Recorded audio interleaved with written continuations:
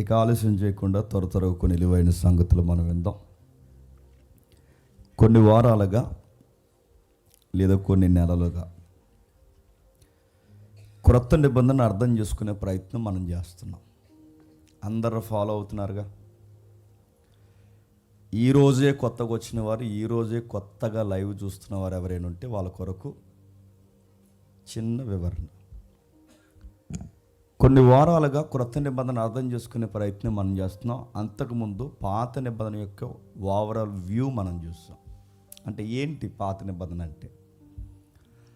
పాత నిబంధనలో దాని అవుట్లైన్స్ అంటే మనం అర్థం చేసుకునే ప్రయత్నం, దాని నైసర్గిక స్వరూపాన్ని, దాని బౌండరీస్ మనం అర్థం చేసుకున్నాం.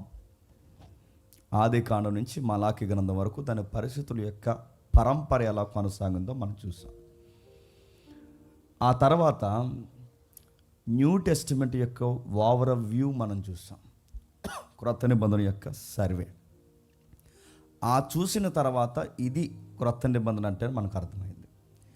ఈ రెండు నిబంధనలు చూసిన తర్వాత ఈ నిబంధనకి మధ్యస్థంలో ఒక నిశ్శబ్ద కాలం ఉంది.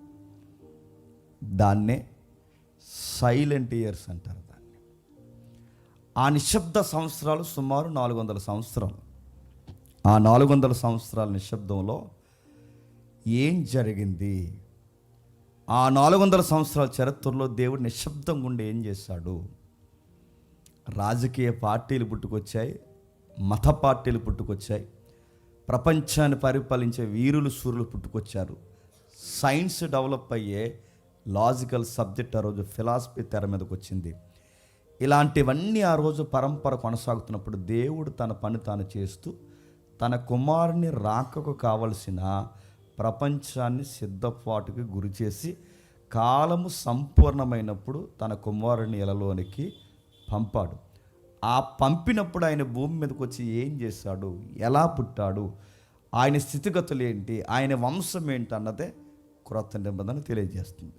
ఆ క్రొత్త నిబంధనలు అడుగులు వేయడానికి కొన్ని పదాలు, రాజనీతి శాస్త్రము, అందులో మనకి ఏదైతుందో cultural background, religion background, political background, ఇవన్నీ మనం టచ్ చేస్తాం. ఎందుకంటే ఇవి రాను క్రొత్త నిబంధన చదువుతున్నప్పుడు మనకు ఎదురవుతాయి కనుక. ఇవన్నీ ఆలోచించిన తర్వాత క్రొత్త నిబంధనలు అడుగులు వేస్తాం. ఆ అడుగులు వేసిన తర్వాత మనకు మొట్టమొదటి తారసపడిన వ్యక్తి హెడ్లైన్స్లో మనకు పరిచయం అయ్యాడు, మత్తయ్య. ఆ మత్తయ్య గారు ఊరేటి? కపెర్నహూమ్. మత్తయ్య గారు వృత్తి ఏంటి? సుంకరి. సుంకరిని ఆ రోజుల్లో ఏమని పిలుస్తారు? వ్యభిచారులు, పాపులతో వారు సమానులు, వారిని ఏ ఫంక్షన్లకి పిలవరు. అలాంటి స్థితిగతుల్లో ఉన్న మత్తయ్యని మనుషులు పట్టించుకోలేని వారిని, బ్యాక్గ్రౌండ్ బాగాలేని వారిని, గుప్పడి మెతుకుల కొరకు అన్యాయానికి ఒడిగట్టిన వారిని మార్చి పిలిచి అపోస్తులను చేసి మత్తయ్యని శిష్యుల్లో ఒక శిష్యుని చేస్తే, ఆ మత్తయ్య నేను మత్తయి సువార్త రాయాలి, పలానా టైంలో పలానా సంవత్సరంలో రాజమండ్రిలో కూర్చున్న చర్చ్ నా మత్తయి సువార్త చదువుకుంటారని మత్తయి సువార్త రాయలేదు. మత్తయి సువార్త అని పిలవబడుతుందని కూడా మత్తయికి తెలియదు. మత్తయి గారు ఎందుకు సువార్త రాశారు, మార్క్ గారు ఎందుకు సువార్త రాశారు, లూకా గారు ఎందుకు సువార్త రాశారు, యోహాన్ గారు ఎందుకు సువార్త రాశారంటే వాళ్ళ పేర్ల మీద కొన్ని సువార్తలు ఉంటే బాగుంటుందని రాయలేదు. వాళ్ళు ఎందుకు సువార్తలు రాశారు మనం చరిత్ర చూసాం. వాళ్ళ కాలంలోనే అపోస్తులు బతుకున్న కాలంలోనే దొంగ అపోస్తులు తయారయ్యారు. అపోస్తులు బతుకున్న కాలంలోనే దొంగ బోధకులు తయారయ్యారు. వారు క్రీస్తుని రాంగ్గా ప్రజెంటేషన్లు ఇవ్వడం వాళ్ళు చూశారు. వారి క్రీస్తుని ఎలా చూపించకూడదు అలా చూపిస్తున్నప్పుడు, అరే మనం ఉండగానే ఇలా జరుగుతుందంటే, మనం వెళ్ళిపోయిన తర్వాత సత్యం రూపురేఖలు మారిపోతాయి, మనం వెళ్ళిపోయిన సత్యం సమాధి చేయబడకూడదు అని యేసుప్రభు మరణించి తిరిగి లేచి 25 ఏళ్ళ తర్వాత రాయబడినవే సువార్తలు. అందులో మార్కు సువార్త మొదటిది. కానీ మార్కు సువార్తను మొదటి వరుసలో పెట్టకుండా క్రొత్త నిబంధనకు మొదటి వరుసలో మత్తయి సువార్తను ఎందుకు పెట్టారంటే, ఇవన్నీ మీకు జ్ఞాపకం చేస్తున్నాను కొత్త వాళ్ళ కొరకు కూడా. ఎందుకు దాన్ని మొదటి వరుసలో పెట్టారంటే, పాత నిబంధన క్రొత్త నిబంధనకు లింక్ అవ్వాలంటే ఒక బ్రిడ్జ్ ఉండాలి. ఆ బ్రిడ్జే జీనియాలజీ. ఆ జీనియాలజీని లింక్ చేసి రాసిన రైటర్ హాదర్ ఎవరైనా ఉన్నారంటే ఎవరు చెప్పండి? మత్తయి గారు. అందుకే మత్తయి గారు ఆయనకి దానికి సరిపోయినవాడు కనుక మత్తయి గారు సువార్త పాత నిబంధన లింక్ చేసి ఒక బ్రిడ్జిలాగా మత్తయి సువార్త మొదటి అధ్యాయాన్ని పెట్టాడు కనుక మొదటి అధ్యాయాన్ని దానికి లింక్ అయి ఉంది కనుక సువార్త అంటే మత్తయి సువార్త క్రొత్త నిబంధనలో మొదటి పుస్తకం అయింది. ఆ మత్తీతో మనం పరిచయం ఏర్పరచుకున్నాం. మత్తీ సిటీ ఏంటో మనం చూసాం, ఆయన వృత్తి ఏంటో మనం చూసాం, ఆయన పరిస్థితులు ఎలా ఉంటాయని చూసాం. ఆ చూసిన తర్వాత ఆయన రాసిన మొదటి అధ్యాయం మొదటి వచనాన్ని టచ్ చేస్తాం. ఆ మొదటి వచనం అబ్రహాం గారి యొక్క పేరెంట్స్ ఎలాంటో మనం చూస్తాం, అబ్రహాం పరిస్థితి ఏంటో మనం చూస్తాం, దావీదు యొక్క బ్యాక్గ్రౌండ్ ఏంటో చూస్తాం, దావీదు నాన్నగారి పరిస్థితి ఏంటో చూస్తాం. ఇవన్నీ చూసిన తర్వాత అబ్రహాం గారి కుమారుడు ఇస్సాక్ అని చూస్తాం. లాస్ట్ వీక్ అక్కడ ఆగాం. ఆ ఇస్సాక్ గారి పరిస్థితి మనం చూసినప్పుడు ఇస్సాక్ గారి స్టోరీ మనకు తెలుసు.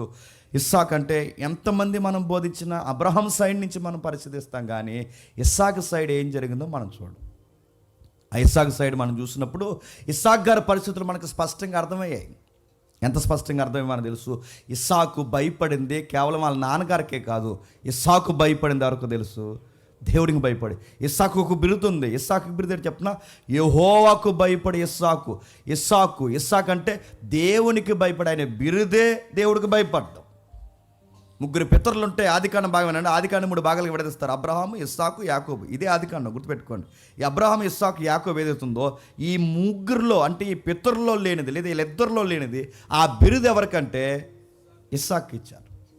ఆ ఇస్సాక్ గారు అలాంటి బిరుదు పొందుకున్న తర్వాత మనకు అర్థమైంది ఇస్సాక్ గారు చాలా సున్నితమైన వ్యక్తి. ఎవరితో గొడవలు పెట్టుకోరు. ల్యాండ్ ఆల్ది, బావిలు తవ్వించింది వాళ్ళ నాన్న. కానీ పొరుగోడు వచ్చి ఆ ఫిలిస్తీన్లు అసూయ పడిపోయి ఇస్సాక్ గారిని చాలా బాధ పెడితే అక్కడ బావి తవ్వుతే అక్కడ మూసేస్తారు, ఇక్కడ బావి తవ్వుతే ఇక్కడ మూసేస్తారు, ఇక్కడ బావి తవ్వుతే ఇక్కడ మూసేస్తారు. అబ్రహాం గారి యొక్క వారసత్వాన్ని పునిపుచ్చుకున్న ఇస్సాకు వీళ్ళతో ఎవరితో గొడవలు పెట్టకుండా అక్కడ బావి మూస్తే అక్కడ పోయాడు, అక్కడ బావి మూస్తే అక్కడ పోయాడు. కానీ గమ్మత్తు ఏంటంటే ఇస్సాకు ఎక్కడికి పోయాడో జలాలు, నీళ్లు కూడా అక్కడికే పోయాయి. ఇస్సాకుని తరిమే కొలది నీళ్లు కూడా ఆయన వెనకాల నడిచిపోయాయి. అప్పుడు ఇస్సాకుని చూసి అర్థమైంది పబ్లిక్కి లేదా ఈ రోజులకి ఏమర్థమైందంటే ఇస్సాకుతో దేవుడు ఉన్నాడు, ఇంతో గొడవలు పెట్టుకోకూడదు, మేము తప్పు చేస్తాం, నీకు ఎగ్నెస్ట్గా మేము ప్రవర్తించాం, మమ్మల్ని ఏం చేయకు, దయచేసి మాకు శాపానికి గురి చేయకు, నువ్వు దూరంగా ఉంటే మేము దూరంగా ఉంటామంటే మీరు అలాంటి ఏం టెన్షన్ పెట్టుకోకండి, రండి మనం అందరం కలిసి లవ్ ఫీస్ట్ పెట్టుకుందాం అని వాళ్ళకి ప్రేమ విందు పెట్టి చక్కగా భోజనం తిన్న తర్వాత జాగ్రత్తగా వెళ్ళండి అని వాళ్ళకి వీడుకోలు చెప్పాడు. అక్కడ ఆగం. ఇప్పుడు మళ్ళీ మనం టచ్ చేస్తున్నాం. చూద్దాం మత్తయి సువార్త. అర్థమైనా అర్థమైనట్టే. మత్తయి సువార్త మొదటి అధ్యాయం, మత్తయి సువార్త మొదటి అధ్యాయం మొదటి వచనం నుంచి చదువుదాం.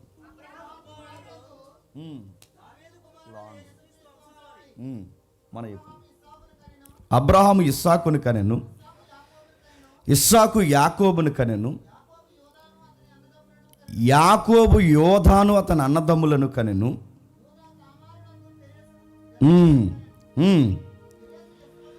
పెరోసి ఎస్రోనును కనెను, ఎస్రోను అరామును కనెను, ఆరాము అర్మినాదాబును కనెను, నైస్రును కనెను. ఆగుదాం. అబ్రహాము తర్వాత ఇస్సాకు తర్వాత ఇప్పుడు మనం చూడబోయేది యాకోబు. మీరు అనుకోకండి, దయచేసి నిర్లక్ష్యంగా వినొద్దు. యాకోబు చరిత్ర మాకు తెలుసుగా అని మీరు అనుకోకండి. మనకు తెలియాల్సినవి చాలా ఉన్నాయి. ఎప్పుడు బైబిల్లో ఈ భాగం మాకు తెలుసని అనుకోకండి, నిర్లక్ష్యంగా చూడకండి. అలాంటి ధీమా పొద్దు కనుక మీకుంటే దయచేసి దేవుడు మీ జీవితంలో దాన్ని దులిపి దూరం చేయను గాక. బైబిల్ దగ్గర దయచేసి మాకు తెలుసు అన్న ఫీలింగ్ వద్దు. ఇక్కడ నిలబడి సాయి వెంకటేష్ గారు మాట్లాడినా వినాలి, ఇక్కడ నిలబడి సురేష్ గారు మాట్లాడినా వినాలి, ఇక్కడ నిలబడి స్టీఫెన్ గారు మాట్లాడినా వినాలి, ఇక్కడ నిలబడి ప్రసాద్ అంకులు మాట్లాడినా వినాలి. ఎందుకంటే ఇది వారి మాట కాదు, దేవుని మాట. మాకు తెలుసులే అనే ధీమా మనకు వద్దు. దేవుని దగ్గర మనకు తెలిసినా తెలియకపోయినా ఇది మరలా దేవుడు నాతో మాట్లాడుతున్నట్టు దేవుడు నాకు ఏదో సెలవిస్తున్నాడు. ఏముంది యాకోబు చరిత్రలో అంటే ఒక ఎలక్షన్ ఉంది. యాకోబు చరిత్రలో ఏముందంటే ఒక సెలక్షన్ ఉంది. సెలక్షన్ అంటే ఆయన యొక్క ఎన్నికలో ఎంపిక చేయబడిన వ్యక్తి జాకోబ్ అంటారు, యాకోబ్ అంటారు, జేమ్స్ అంటారు, రకరకాల డెఫినేషన్లు ఉన్నాయి. ఆ డెఫినేషన్ అన్నీ పక్కన పెడితే అసలు యాకోబ్ అన్న దానికి హెబ్రూ పదంలో రకరకాలు ఉన్నాయి. పోరాట యోధుడు, మడిములు పట్టుకునేవాడు, ఇంకా అతను అనుకున్నది దక్కించుకునేంత వరకు మోసగాడు, ఇంకా ఆయన గిఫ్ట్లు ఉన్నాయి. ఆయనకి బహుమానం ఉంది, గాడ్స్ గిఫ్ట్, దేవుని బహుమానము. ఇలాంటి నామకరణాలతో అర్థాలతో పిలువబడిన ఈయన ప్రారంభం ఎలా ప్రారంభమైందంటే అబ్రహాము, ఇస్సాకు గారు అబ్బాయే యాకోబు, అబ్రహాం గారు మనవడే యాకోబు. ఏంటి యాకోబు స్టోరీ? ఒకసారి టూకీకి మనం టకటక చూద్దాం. మనకి ఆశీర్వాదకరమైన కొన్ని సందర్భాలు ఉన్నాయి, జాగ్రత్తగా మనం చూద్దాం. ఆదికాండం 25వ అధ్యాయం, ఆదికాండం 25వ అధ్యాయం, త్వరగా ఆదికాండం 25వ అధ్యాయం 19వ వచనం నుండి. అబ్రహాము కుమారుడు ఇస్సాకు వంశావళి. అబ్రహాము ఇస్సాకుని కనెను. ఇస్సాకు పద్నరాములో నివసించు సిరియావాడైన బెతీయేలు కుమార్తెయును, సిరియావాడైన లాబాను సహోదరి అయిన రెబక్కాను పెళ్లి చేసుకున్నప్పుడు ఇస్సాకుకి 45 సంవత్సరములు గలవాడు. ఇస్సాకు భార్య గొడ్రాలి గనుక అతడు ఆమె విషయమై యెహోవాను ఏడుకొనెను. యెహోవా అతని ప్రార్థన విధును గనక అతని భార్య అయిన రెబెక్క గర్భవతి ఆయను. ఆమె గర్భంలోని శిశువులు ఒకనితో ఒకడు పెనుగులాడుకొనుచుండగా గనుక ఇలాగైతే నేను బ్రతుకుట ఎందుకు అని అనుకొని ఈ విషయమై యెహోవాను అడుగ వెళ్ళెను. అప్పుడు యెహోవా ఆమెతో ఇట్లనెను, 2 జనములు నీ గర్భములో కలవు, 2 జనపదములు నీ కడుపులో ఉండి ప్రత్యేకముగా వచ్చును. ఒక జనపదము కంటే ఒక జనపదం బలిష్టమయుండును. పెద్దవాడు చిన్నవాడికి దాసుడగును. యాకోబు చరిత్ర ప్రారంభమయ్యింది. యాకోబు చరిత్ర. వాగ్దాన పుత్రుడు, పిలవబడిన వాడు, ఇంకా చెప్పాలి అంటే ఎలక్షన్లో సెలెక్ట్ అయిన వాడు, ఇంకా చెప్పాలి అంటే దేవుని చేత పిలవబడిన యాకోబు హిస్టరీ స్టార్ట్ అయ్యింది. ఎవరు వీళ్ళ పితరులు? ఎవరు? వీళ్ళ తాతయ్య గారు అబ్రహాము, వీళ్ళ నాన్నగారు ఐజాక్. వీళ్ళ ఐజాక్ ఎవరైతున్నారో ఆయనకి 40 ఏళ్లలో పెళ్ళి అయింది. వాళ్ళ అమ్మగారి వయసు ఏమో 16-17 సంవత్సరాలు, వీళ్ళ నాన్నగారి వయసు ఏమో 40 సంవత్సరాలు. వీళ్ళిద్దరి మధ్య వయసు వ్యత్యాసం లేదు. నువ్వు చిన్నదానివి, నేను పెద్దోడిని, ఇలాంటి వ్యత్యాసం ఏమీ లేకుండా, వాళ్ళ వయసు తారతమ్యం లేకుండా వాళ్ళ మనసు ఒక్కటి అయ్యింది. వాళ్ళిద్దరూ దేవుని ప్రణాళికలో పెద్దలకి దేవునికి భయభక్తులు కలిగి నడుములను జీవితాల్ని కట్టుకున్న చక్కటి యవనస్తులు ఐజాక్, రెబెక్కా. రెబెక్కా స్టోరీ మనకు తెలుసు. ఆ అమ్మాయి సాక్షి. మీరు ఇంటికి వెళ్ళి, నేను చాలాసార్లు చెప్పాను, మీరు ఇంటికి వెళ్ళిన తర్వాత చదవండి. రెబెక్కా స్టోరీ మనకు తెలుసు. ఆ అమ్మాయి చక్కని చిన్నది. ఆ చిన్నది పురుషుని ఎరగనిది. ఆ అమ్మాయి ఎవరితోనూ స్నేహాలు చేయదు. ఈడెవడే అని అడిగాడట. ఫ్రెండు అందంట. మాది వెళ్దు మరి, ఆడెవడని అడిగారట. ఫ్రెండ్ అని అడిగాడట. వాళ్ళ అమ్మ అడిగింది, ఫ్రెండ్స్ ఆడపిల్లలు ఉండాలి కానీ మగోళ్ళు ఏంట్రే నీకు ఫ్రెండ్స్ అంటే? నీకు తెలీదు మమ్మీ, మీ జనరేషన్ వేరు. చెప్పండి, పోతావు త్వరలోనే శ్మశానానికి, రాసి పెట్టుకో. నేను అడుగుతున్నాను, జెండర్ ఎప్పుడు ఒకలాగే ఉంటుంది. జనరేషన్ మారినా మీకే ఎవరైతున్నారో గుర్తుపెట్టుకోండి. ఆడపిల్లలతోనే స్నేహాలు, మగపిల్లలతోనే స్నేహాలు. మీరు గుర్తుపెట్టుకోండి. నతానేలు లేరు, నలుగురులాగే ఉంటారు. అపోస్తులు కాదు, ఎక్కడైనా పురుష స్పర్శ గుర్తుపెట్టుకోండి, తేడాలు వస్తాయి. ఆ అమ్మాయికి అది తెలుసు. ఎథిక్స్ ఉన్న అమ్మాయి, ఇంట్లో పని తెలిసిన పిల్ల. ఆ అమ్మాయి 17 ఏళ్ళ పిల్ల. ఆ అమ్మాయికి పెళ్లి చూపులు జరుగుతున్నప్పుడు ఆ అమ్మాయిని ఏం చూసి సెలక్షన్ చేశారు చెప్పండి? చక్కగా ఉంది, రౌండ్ ఫేసు, స్కిన్ బాగుంది, న్యాచురల్ బ్యూటీ, హాఫ్ శారీ కట్టుకుంటే అదిరిపోయింది, మా వాడికి ఓకే చేసింది అన్నారా? సెలక్షన్ అలా జరగల. రౌండ్ ఫేసా, ముక్కు పెద్దదా, కళ్ళు పెద్ద, ఏం చూడలేదు. గుర్తుపెట్టుకోండి. ఆ అమ్మాయి ఎలా సెలెక్ట్ అయిందంటే, అంత అందంగా ఉన్నా, అంత చక్కగా ఉన్నా, ఇప్పటి వరకు 16 ఏళ్ళు ఆ పిల్లకి వచ్చినా ఐ కాంటాక్ట్ కూడా ఎవడికి ఇవ్వదు. నెక్స్ట్, అసలు అబ్బాయిలతో ఏ ఫ్రెండ్షిప్ మెయింటైన్ చేయదు. నెక్స్ట్, అంత అందంగా ఉన్న ఆ అమ్మాయి ఇంత దూరం నడిచి వచ్చి తన ఇంటి వారికి కావాల్సిన దాహాన్ని తీర్చడానికి, నీళ్లు మోయడానికి కడవట్టుకొచ్చింది. పని తెలిసిన పిల్ల. అందానికి అందం, పనికి పని, గుణానికి గుణం. ఇతరులు అడిగితే ముక్కు ముఖం చూడకుండా పెద్ద ఆయనని గుర్తించి ఆయనకి మాత్రమే నీళ్ళు ఇవ్వడం కాకుండా తన వంటలు కూడా నిలుస్తున్నట్టు ఇతరులకి సహాయం చేస్తుంది, ఇంట్లో పనులు చేస్తుంది, అన్నీ చక్కగా పెడుతుంది. ఇలాంటి పిల్లకి ఐజక్ కాకపోతే ఇంకెవరు సెట్ అవుతారు చెప్పండి? ఇప్పుడున్న పిల్లలు ఇప్పుడు రకాలు చెప్పండి ఎలా ఉన్నారు? రీల్స్ చూసేయడం, ఇంకా రీల్ రీల్ రీల్.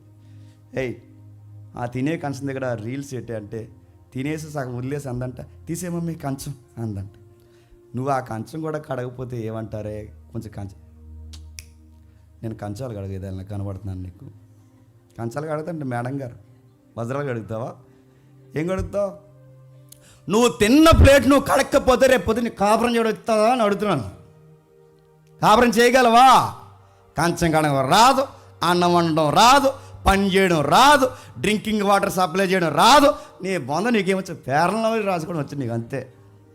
రీల్స్కి అంటే వచ్చి నీ బొంద అడుగుతాను. బ్యూటీతో కాపురం చేసేయగలవా? లింగమని ఒక పిల్ల 2 పిల్ల పుడితే అప్పుడు మొత్తం కథ అంతా అర్థమైపోద్ది. నాకేసి సాకేస్తారు వాళ్ళిద్దరు పుట్టిన గుర్తుపెట్టుకోండి. కొన్ని సూచి చెప్తున్నాను, ఏంటి అని అడగండి డీటెయిల్గా. సూత్రం అన్నీ నేను సీరియస్గా చెప్తున్నాను. ఇవంతే అలా ఉంటుంది. ఈ జనరేషన్ పిల్లకి వంట నేర్చుకో, పని నేర్చుకో. రెబెక్కమ్మని చూడు ఎలా సెలెక్ట్ అయింది. చూశాడు భయభక్తులు కానీ పిల్ల, పెద్దలకు లోబడే పిల్ల. దేవుడంటే భయభక్తులు, పెద్దలంటే భయభక్తులు. ఎవరితో పాడితే వాళ్ళతో కమ్యూనికేషన్ పెట్టుకోదు. తన అందాన్ని చక్కగా మెయింటైన్ చేస్తుంది, అలాగే ఇంటిని కూడా చక్కగా మెయింటైన్ చేస్తుంది. బ్యూటీ, అందానికి తగ్గ అందం, పనికి తగ్గ పని. అలాంటి పిల్లని దేవుడు కుమారుడు చేత పంపబడిన ఎలియాజరు ఎవరైతున్నాడో సెలక్షన్ చేశాడు. పెళ్ళి అయిపోయింది టకటకమని. ఇస్సాకు కూడా ఏం ఆలోచించలేదు, ఎందుకంటే ఆ అమ్మాయి కోసం ఎంక్వైరీ ఇస్సాకు చేసుకోలేదు. ఆ అమ్మాయి కోసం ఎంక్వైరీ తన ఫ్రెండ్స్తో చేయించలేదు. ఆ అమ్మాయి కోసం ఎంక్వైరీ దేవుడు చేశాడు. గుర్తుపెట్టుకో. నువ్వు దేవుడు పడి ఏడిస్తే కుర్రోడా నిన్నే, నువ్వు దేవుడు పడి ఏడిస్తే, నువ్వు దేవుడి దగ్గరకు మోకాలు లేచి గోజాడితే, నువ్వు దేవుడి తరపున మాట్లాడే వ్యక్తివైతే, నువ్వు దేవుడితో కమ్యూనికేషన్ కలిగిన వ్యక్తివైతే, నీ జీవిత భాగస్వామి ఇంకా పెళ్ళిగాని తమ్ముళ్ళు ఎవరైనా ఉంటే, పెళ్ళిగాని సీనియర్స్ ఇంకా ఎవరైనా ఉంటే, మీ అందరు ఉచిత సలహా దేవుడిని అడగండి, దేవుడే ఇస్తా. నువ్వు అన్ని ఎంక్వైరీలు చేసి నువ్వు పెళ్లి చేసుకున్నా నీ ఎంక్వైరీ రాంగ్ అయిన తర్వాత సిఐడి కన్నా పెద్ద రిపోర్ట్ అవుతుంది. గుర్తుపెట్టుకో. ఎంక్వైరీలు రాంగ్ అవుతారు అయ్యా. దేవుడికి చెప్పే. కొన్నిసార్లు గుర్తుపెట్టుకోండి, కొన్ని పర్సనాలిటీ కరెక్ట్గా మనకి సెట్ అవుతాయి. దేవుడికి తెలుసు ఎవరిని ఎప్పుడు మన లైఫ్లోకి పంపాలో తెలుసు. మన దేవుడికి అప్పగించాం అనుకోండి, మనకి ఎలాంటి పర్సనాలిటీ అయితే, పర్సనాలిటీ అంటే హైట్ వెయిట్ అది కాదు, పర్సనాలిటీ అంటే ఆ వ్యక్తిత్వం మనకు సూట్ అవుద్దని దేవుడు కొన్ని సెట్ చేస్తాడు. సరే, అదే పక్కన పెట్టండి. ఐజక్కి రెబెక్కాకి పెళ్ళి అయిపోయింది. ఆ పెళ్ళి అయిపోయిన తర్వాత ఆ అమ్మాయికి చాలా లేటుగా పిల్లలు పుట్టారంట. తండ్రి పోలికలు వచ్చాయో అత్త పోలికలు వచ్చాయో తెలియదు, కానీ మొత్తం మీద అందగత్తెకి మాత్రం అందం లేకుండా పోయింది, గొడ్రాలి. బాగున్నారు కదా ఎదురు? నేను ఇప్పుడే చూశాను, చూడాలనిపిస్తున్నారు. వాళ్ళిద్దరు చాలా మంచి వ్యక్తులు, వ్యక్తిత్వం కలిగిన వారు, ప్రార్థనా జీవితం కలిగిన వారు, పెద్దలను గౌరవించేవారు. ఈ సైడ్ ఈ అమ్మాయి వాళ్ళ అమ్మ నాన్న గౌరవిస్తారు, ఆ సైడ్ ఆయన వాళ్ళ అమ్మ నాన్న గౌరవిస్తారు. ఇద్దరు కుటుంబానికి, ఫ్యామిలీకి వాల్యూ ఇచ్చేవాళ్ళు. రోడ్డుకి తిరిగే అబ్బాయి అమ్మాయిలు కాదు వాళ్ళు. ఎథిక్స్ ఉన్న ఆడపిల్ల, ఎథిక్స్ ఉన్న మగపిల్లోడు, వాళ్ళిద్దరు ఇల్లు కలిగి ఇప్పుడు జంట అయ్యారు. ఇలాంటి చక్కటి కుటుంబానికి పిల్లలు లేకపోతే అనవసరంగా నిన్ను చేసుకున్నాను, ఇంకొక ఎవరిని చేసుకుంటే వాడు పిల్లలు పుట్టే 2-3 అన్నాడా? మనమైతే ఏమంది చెప్పండి. మా నాన్నకు తిరగలేదు, మా నాన్న బాబునాడికి అసలు తిరగలేదు. పోయిపోయి నిన్ను ఎదికి ఆ కొండ మూసినది నేను పిల్లలు లేకుండా పోయాను. తిట్టుకున్నారా? పిల్లలు లేమి, గుర్తుపెట్టుకోండి, పిల్లలు లేమి వాళ్ళిద్దరి మధ్య గొడవ తెచ్చిందా? సంవత్సరానికి పిల్లలు పుట్టకపోతే గొడవ వేసుకుని ఎడాకులకు పోతున్నారు. సంవత్సరానికి పిల్లలు పుట్టకపోతే డాక్టర్ల చుట్టూ తిరుగుతున్నారు. ఏడాదికి పిల్లలు పుట్టకపోతే వంకలు పెట్టుకుని వెళ్ళిపోతున్నారు. నేను అనాశనంగా చేసుకున్నాను ఈడు, నిన్ను చేసుకున్న లోపం నాలో లేదు, నీది లోపం అని డాక్టర్ చెప్పాడని ఈవిడ. కానీ ఇలా గొడవలు అయినాయా? ప్రాబ్లం నాలో లేదు, ప్రాబ్లం నీలో లేదు. పిల్లల్ని ఇచ్చేవాడు డాక్టర్ గారు కాదు, పిల్లల్ని ఇచ్చేవాడు ఐజక్నైనా నేను కాదు, పిల్లల్ని తీసుకోవాలనుకుంటే నువ్వు కాదు, పిల్లల్ని ఇచ్చేవాడు దేవుడని. భార్య, గొడ్రాలైన భార్య కొరకు ప్రార్థన చేస్తాడంటే ఎంత మంచి భర్త అండి. అర్థం చేసుకున్న భర్త, మంచి భర్త. గుర్తుపెట్టుకోండి, ఇలాంటి మంచి వ్యక్తులు ప్రార్థన చేస్తే ఒకటి అడిగితే ఎన్ని ఇచ్చాడు దేవుడు? 2. అడిగింది ఒకటే, కానీ చెప్పండి ఆడికి రెండే. డబల్ ధమాకా, 50-50, మస్కా సస్కా ఆడికి రెండో. గుర్తుపెట్టుకోండి, అడిగితే రెండు. అడిగిన వారికంటే అందరు రెండు పుట్టిన వాళ్ళు అందరూ ఇస్సాకులు అనుకోకండి, మళ్ళీ అదో గొడవ. ఎవడో కట్ చేస్తారు, మళ్ళీ ఇదో గొడవ. రెండు ధమాకాలు ఇచ్చారు చూడండి చక్కగా. ఇస్సాకు భార్య అయిన గొడ్రాలు గనక అతడు ఆమె విషయమై యెహోవాను ఏడుకొను, యెహోవా అతని ప్రార్థన వినను గనక. బాగా వినండి, పిల్లల కోసం ఆవిడ చేస్తున్నా, పిల్లల కోసం ఏం చేశాడా? గమ్మత్తీడు చెప్పిన ఆవిడ చెయ్యాలి, గమ్మత్తీడు చెప్పిన ఆవిడ ప్రార్థన కూడా ఎవరు చేస్తున్నారు చెప్పండి? అది కదా భర్త అంటే. భార్యను అర్థం చేసుకునేవాడు కదా భర్త అంటే. తన బాధను కూడా మీదేసుకునేవాడు కదా భర్త అంటే. తనలో లోపాలను కూడా తను దిగమింగుకుని తనతో భరించి కాపురం చేసేవాడు కదా భర్త అంటే. దేవుడి బిడ్డలు అంటే ఏంటి చెప్పండి? భార్యకి లోపం ఉన్నా, భార్యకి మాట్లాడడం రాకపోయినా, భార్యకి సరి అయిన స్థితిగతులు లేకపోయినా, దేవుడు నమ్మో ఏదో విధంగా నా జీవితంలోనికి ఒక అమ్మాయిని పంపించాడంటే తను భరించడమేగా భర్త అంటే. అదేగా మన భర్తగా వాళ్ళతో కాపురాలు చేయాల్సిన విధానం. అంతేగాని నేను అనవసరంగా చేసుకుని ఇంకో దేన్ని అన్న చేసుకుంటే నాకు కలిసి వచ్చేదని అన్నామే అనుకోండి, గుర్తుపెట్టుకోండి. తర్వాత అలా తిరిగి వచ్చి చెప్పండి, సిగ్గు లేకుండా సారీ చెప్పండి. ఎందుకంటే ఆవిడ అనుకుంటే రాలేదు, నువ్వు అనుకుంటే రాలేదు. ఎవరు అనుకుంటూ వచ్చారు చెప్పండి? దేవుడు అనుకుంటూ వచ్చారు. దేవుడు చెప్తున్నాడు, ప్రార్థన చేస్తున్నాడు, అనుకున్నట్టే దేవుడు గర్భఫలం ఇచ్చారు. గమ్మత్తు ఏంటంటే రెబెక్కమ్మకి ఎంత పొట్ట వచ్చింది. చాలా అడవుడుగా ఉందంట లోపల. మరి వామిటింగ్ అవుతున్నాయో, లేకపోతే సికాగ్గా ఉందో, తలనొప్పో, స్టమక్ పెయిన్ పెరిగిపోయిందో, మరి మెడికల్ టెంపర్లో లాంగ్వేజ్ మనకు తెలియదు. కానీ మొత్తం మీద తనకి చాలా ప్రాణం పోయినంత ప్రమాదం. ఇసుకొచ్చేసింది. చివరికి ఆ ఇసుకుదల ఎంత వచ్చిందంటే ఈ నొప్పులకి నేను చచ్చిపోయేలా ఉన్నాను, ఈ నొప్పులకి నేను చనిపోయేలా ఉన్నానని ఆమె గర్భంలో అటు ఇటు చాలా బాధపడిపోతుంది. తనకు ఊపిరి అందట్లేదు, నొప్పులు ఎక్కువైపోయే. ఆ నొప్పులు తీవ్రత ఎలా ఉంటుందో మనకు తెలుసు. అప్పుడు ఈ మధ్యకాలంలో ఈ ఏ యుగంలో లేదా ఈ టెక్నాలజీ మీడియాలో ఆ నొప్పులు తీవ్రత ఎలా ఉంటుందో డెసిబుల్స్ను మనకు చూపిస్తున్నారు కొన్ని వీడియోస్. మీరు చూస్తున్నారు లేదో? ఒక మగపిల్లవాడికి సుమన్ టీవీలో అనుకుంటే ఒక మగపిల్లవాడికి రీల్స్ వస్తుంటే చూసాను నేను ఎప్పుడో. ఆ మగపిల్లవాడికి ఒక తల్లి పడే వేదన ఎలా ఉంటుందో వాడికి బెల్ట్ పెట్టారు. నొప్పి ఎలా ఉంటుంది, పొత్తుకొడుకి బెల్ట్ పెట్టారు. ఆ బెల్ట్ పెట్టాక 100% నొప్పి వచ్చే దాంట్లో వాడికి 25 పెట్టారు. ఆ 25లో ఆ బెల్ట్ వాడికి ఆ ఎలక్ట్రికల్ మూమెంట్ పెడితే ఆడు 25 తట్టుకోలేక తీసేమన్నాడు. కళ్ళ నీళ్ళు వస్తున్నాయి. అప్పుడు యాంకర్ అడిగాడు ఆ అబ్బాయిని, ఎలా ఉందని అడిగితే ఆ యాంకర్ అంటాడు, మా అమ్మ నాకు గుర్తొచ్చింది అన్నాడు. 25 నేను తట్టుకోలేకపోతున్నానంటే అంతకు పైనే ఇంత నొప్పి భరించి మా అమ్మ నన్ను కన్నదన్నప్పుడు మా అమ్మ మీద నాకు గౌరవం పెరిగిపోయింది అన్నాడు. ఎంత భరించింది ఆ అమ్మ. అందుకే పెద్దలు ఏమంటారంటే ఒక బిడ్డని కనడం అంటే చచ్చిపోయి మళ్ళీ బతకడమే. ఒక ఎముక ఇరిగితేనే చాలా కష్టం. అలాంటిది ఒంట్లో ఉన్న ఎముకలన్నీ ఇరిగిపోతే ఎంత చావు కలొస్తుంది. అంత బాధపడితేనే ఒక బిడ్డని కంటారు. ఆపరేషన్ అయినా అది సుఖమైన కానుపైన ఏదైనా ఖచ్చితంగా అది పడాల్సిందే. అలాంటి బాధపడాలి. అలాంటిది ఒక బిడ్డని కంటే ఎంత ఇబ్బంది అయితే రెబెక్కమ్మకి 2 బిడ్డలంట. లోపల ఏం జరుగుతుందో చెప్పడానికి నర్సు గారు లేరు అక్కడ. లోపల ఏం జరుగుతుందో చెప్పడానికి చెప్పండి స్కానింగ్స్ లేవు అక్కడ. లోపల ఏం జరుగుతుందో చెప్పడానికి అంత మెడికల్ మూమెంట్ లేదు అక్కడ. లోపల ఏం జరుగుతుందో చెప్పడానికి ఇలాగో చేయబెట్టుకుని నేను తలకాయలు తగ్గుతానికి ఇద్దరు అనుకోవడానికి లేదు అక్కడ. మరి ఎలా? వాళ్ళ తీవ్రత, డివోషనల్ లైఫ్ ఎంత నిగూఢంగా కనిపిస్తుందో చూడండి. వాళ్ళ ఆధ్యాత్మిక స్థితిగతి. ఆమె ఎక్కడికి పోలేదట సమస్య వచ్చినప్పుడు. ఎక్కడికి పోతుంది? ఎవరిస్తున్నారో ఆయన దగ్గరికే పోయింది. ఇలాగైతే నేను బ్రతుకుంటే ఎందుకు అనుకుని ఎక్కడికి వెళ్ళి మాట్లాడుతుంది? దేవుడి దగ్గరికే పోయి మాట్లాడుతుంది. చూడండి.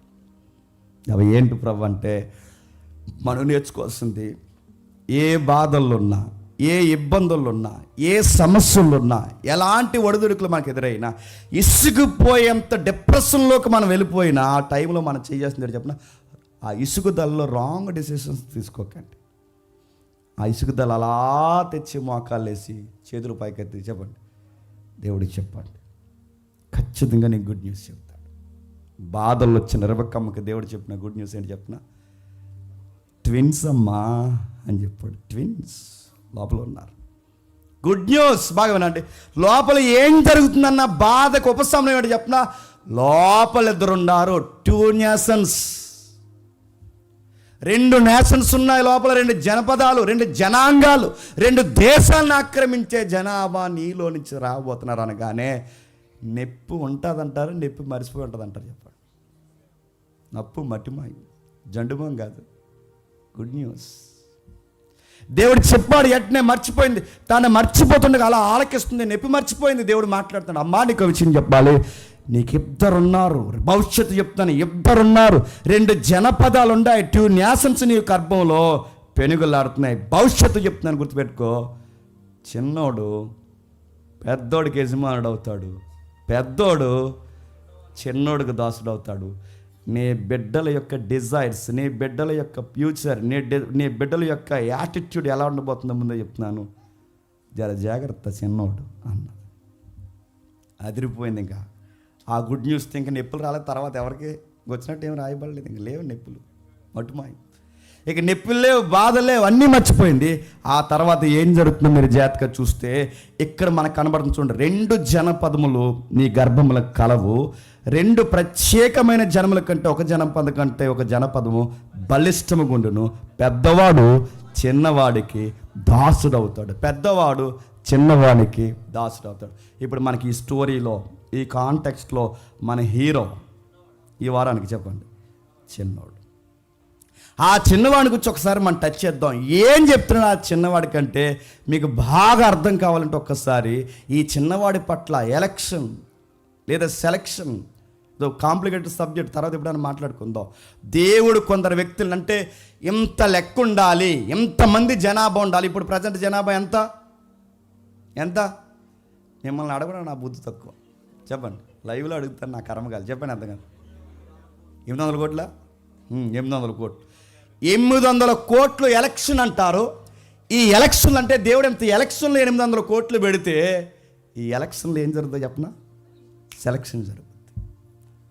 దేవుడు అబ్రహాము సెలెక్ట్ అయ్యాడు, ఐజాక్ సెలెక్ట్ అయ్యాడు. ఇప్పుడు థర్డ్ పర్సన్ ఎవరు చెప్పండి? యాకోబు సెలెక్ట్ అవుతున్నాడు. అంటే దేవుడు సెలెక్ట్ చేస్తాడా? నిన్ను సెలెక్షన్ చేస్తాడు, నిన్ను సెలెక్షన్ చేస్తాడు, నన్ను సెలెక్షన్ చేస్తాడు. కాకపోతే ఆ సెలక్షన్ వచ్చే ఆఫర్ను ఉపయోగించుకున్నవాడే విజేత అవుతాడు. ఇదే సెలక్షన్ ముందు యాసావుకి ఇచ్చాడు, ఫెయిల్ అయ్యాడు. అదే సెలక్షన్ ఇప్పుడు యాకోబుకి ఇచ్చాడు, చెప్పండి, పాస్ అయ్యాడు. దేవుళ్ళో పక్షపాతం లేదు. నువ్వు పుట్టావన్నది ఎలక్షనే, నిన్ను పిలిచాడన్నది సెలక్షనే. దేవుళ్ళు ఇచ్చేసాలు లేవు. ఎక్కడ పల్లెటూర్లు, ఎక్కడ సిటీ, ఎక్కడ మా ఊరు, ఎక్కడ మేము ఉండవేంటి. నేను ఉద్యోగానికి సెలెక్ట్ అయిన కొత్తలో నాకు పెద్ద బిగ్ క్వశ్చన్స్ ఏంటి చెప్పిన. అసలు నేను మా వాళ్ళందరూ ఇదిగో మా అన్నయ్య అక్కడ ఉన్నాడు చివరిలో, వీడు వాడు వీళ్ళందరూ కలిసి పోలీస్ డిపార్ట్మెంట్లో ఎక్కడ కాకినాడ రూరల్ సెలెక్ట్ అయ్యారు. నేను మాత్రం వాళ్ళతో పాటు సమానంగా మార్కులు వచ్చిన నేను రాజమండ్రి సెలెక్ట్ అయ్యాను. నాకు అర్థమవుతుంది నేను ఎక్కడ ఎందుకు సెలెక్ట్ అయ్యాను, వాళ్ళందరూ అక్కడ సెలెక్ట్ అవ్వడం బట్టి మళ్ళీ నేను తిట్టుకునేవాడిని. వీళ్ళు అసలు సువార్త చేయరు, వాళ్ళే నేను సువార్త చేసి నేను ఎక్కడ ఎందుకు పడ్డాను. వాళ్ళు జాబ్ చుట్టూ తిరుగుతాను, నేను బైబిల్ అడుగు తిరుగుతాను. నన్ను ఎందుకు ప్రభు ఇక్కడ వేస్తాను. కానీ ఎన్నిసార్లు ప్రార్థన చేస్తాను, నా ప్రార్థనకు జవాబు. హోమ్ మినిస్టర్ రోజులు హోమ్ మినిస్టర్ పెట్టుకున్నాను. ఏంటి ప్రభావ నేను ఎక్కడ పడ్డా, ఏంటి ప్రభావ హోమ్ మినిస్టర్ లెటర్ పెట్టుకుని ఏదో మా జిల్లాకి వేస్తే, మా జిల్లాకి ఎద్దేటంటే మా ఊరు చుట్టూ సువార్త చేసుకుని ఇదిగో తమ్ముళ్ళందరినీ వేసుకుని సాయంత్రం వేసారు సువార్త చేద్దాం నా feeling. ANS anti Naxal scared ఏదైతే ఉందో ఆ టూర్కి వెళ్ళి 15 రోజులు అడుగులో తిరిగితే 15 రోజులు సెలవు వస్తుంది. ఆ ధీమాతో నేను ఏం చేసేవాడంటే అందరూ ఆ ఏఎన్ఎస్లో పోదామని చాలా ప్లాన్ చేశాను. అసలు నా లెటర్స్ అన్నీ బ్యాకప్ అయిపోయినాయి, ఎక్కడ జరలేదు. నాకు అర్థం కాలేదు. నన్ను ఇసిరేసేవారు అందరూ. మళ్ళీ ఇందులో పోనీ ఏనైనా రాజమండ్రిలో సెలెక్ట్ అయితే రాజమండ్రిలో వేయలేదు, తీసుకెళ్ళి ఆ సీతనారంలో పడేస్తారు. ఆ సీతనారం పేరింటేనే నాకు సౌండ్ మారిపోయింది. అది ఎక్కడో 25 కిలోమీటర్ల అవతలు ఉంటుంది. అక్కడెక్కడో నాకు అస్సలు అర్థమయ్యేది కదా, ఈ రాజమండ్రి సెలెక్ట్ అవ్వడం ఏంటి, ఇదంతా ఏంటి. కానీ నాకు ఇన్ని సంవత్సరాల తర్వాత అర్థమవుతుంది నేను ఎందుకు రాజమండ్రి సెలెక్ట్ అయ్యాను. ఆ జాబ్ లేకపోతే లైఫ్లో నేను రాజమండ్రి రాను. నేను రాజమండ్రి రాకపోతే, ఇక్కడ నోటిఫికేషన్ రిలీజ్ అవ్వకపోతే ఈ చర్చే ఉండదు. ఈ చర్చే లేకపోతే ఇక్కడ నేనే నిలబడను. ఇక్కడ నేనే నిలబడకపోతే ఈ వారం మీరు వాక్యమే వినరు. ఇది ఎలక్షన్, చెప్పండి, సెలక్షన్. బిగ్ ప్లాన్స్ ఇవన్నీ. దేవుడికి చాలా చాలా సుదీర్ఘమైన ప్లాన్స్ ఉంటాయి. ఒకప్పుడు నేను ఒక్కడనే వచ్చిన ఏరియాకి, నాకు ఎవరు తెలియదు. అప్పుడు శ్రీకాంత్ అని కూడా పరిచయం లేడు, అంకుల్ తెలియదు, ఎవరు తెలియదు. కానీ నాకు ఇప్పుడు అర్థమవుతుంది ఎందుకు వచ్చాను. యాకోబు స్టోరీ కూడా స్టార్ట్ అవుతున్నప్పుడు ఇబ్బందిగా కనబడుతుంటుంది. యాకోబు స్టోరీ స్టార్ట్ అవుతున్నప్పుడు అబ్బాయి చాలా నిర్లక్ష్యంగా కనబడుతుంటాడు. యాకోబు స్టోరీ మనం చదువుతున్నప్పుడు అసలు దేవుని ప్రణాళికను ఏమాత్రం సీరియస్గా తీసుకున్న వాళ్ళకి కనబడ్డా, కానీ యాకోబు స్టోరీ ప్రారంభంలో నిస్సారంగా నిర్లక్ష్యంగా కనబడుతుంది. కానీ యాకోబు జీవితం అలా ముగిసిపోయే కొలది చాలా సీరియస్ డివోషనల్ లైఫ్ అయిపోతుంది యాకోబుది. ప్రతి వ్యక్తిని దేవుడు అలాగే పిలుస్తాడు. యాకోబు స్టోరీ మనం చదువుతుంటే మన స్టోరీలు మనకు గుర్తొస్తాయి. యాకోబుని పిలుస్తున్నాడు. యాకోబుతో దేవుడు డిస్కషన్ చేస్తూ వాళ్ళ ఫాదర్ ద్వారా ఏం చెప్తున్నాడు ఒకసారి మీరు చూడండి. అదే త్వరగా ముగిద్దాం. అది ఆదికాండం 28వ అధ్యాయం. అది ఆదికాండం 28వ అధ్యాయం కొంచెం కంపేర్ చేద్దాం. అది ఆదికాండం 28వ అధ్యాయం 3-4 వచనాలు చదువుదాం. సర్వశక్తి గల దేవుడు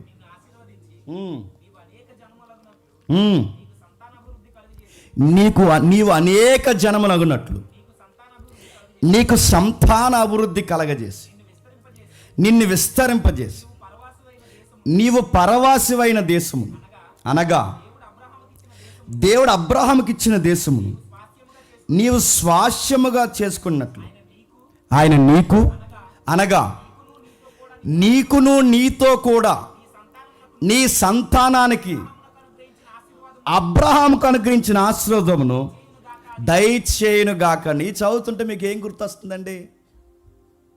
9:30 అయిందని గుర్తొస్తుందా? ఇది చదువుతుంటే మీకు ఏం గుర్తొస్తుంది? నేను ముగిస్తా, మీరు వినేదాన్ని బట్టి నేను ముందుకెళ్తా, లేదంటే త్వరగా. ఎందుకంటే 10 అవుతే కొంచెం ఇబ్బంది పడుతున్నారు, దూరం ఊర్ల నుంచి వస్తున్నారు. కొంచెం లేట్ అయింది, ఎందుకంటే రేపు జరిగే కార్యక్రమాలు కొనుక్కురావడానికి వెళ్ళాం, అంత కొంచెం లేట్ అయింది.